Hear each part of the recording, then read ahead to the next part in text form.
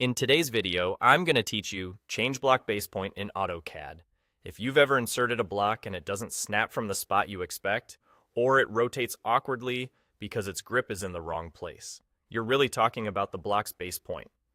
The base point is simply the origin inside the block definition, the point AutoCAD uses for insertion, rotation, and alignment. We're going to correct that quickly and accurately using the block editor. Start by opening the block editor. The fastest way is to type bedit in the command line and press enter. This brings up a list of blocks in your drawing. Select the block whose base point you want to change, then confirm to open it.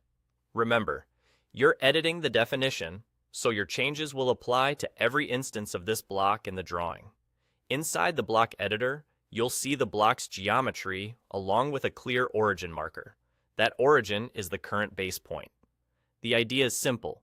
Instead of trying to move the origin, we move the drawing so that the point you want as the base ends up right on that origin. Before you move anything, it can help to turn on object snaps, so you can grab exact points like endpoints, midpoints, or centers. Zoom in on the feature you want to use as the new base, maybe a corner, a center of a circle, or a midpoint, so you can pick it precisely. Now use the move command. You can type M and press enter. Select all the geometry that makes up the block. Use a window selection to be sure you grab everything, including attributes or construction lines you need to keep. Then, press enter to confirm the selection. For your move's base point, click the exact point on the geometry that you want to become the new base. With object snaps on, this is quick and accurate. Then, for the move's destination, snap that point to the origin in the block editor. You're effectively telling AutoCAD, this is the new 0, 0 for my block.